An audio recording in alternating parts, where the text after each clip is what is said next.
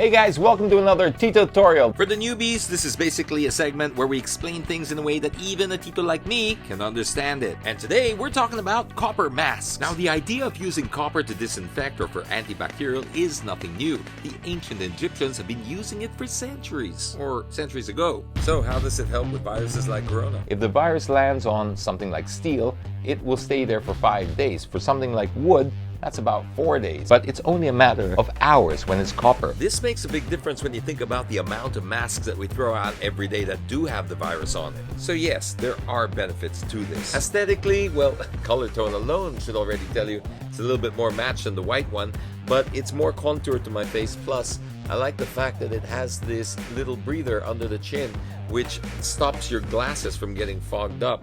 So in the box, you're going to get 1-piece antimicrobial CopperMask film with 10 pieces of the non-woven fabric filters. You can wash these usually about 3 times.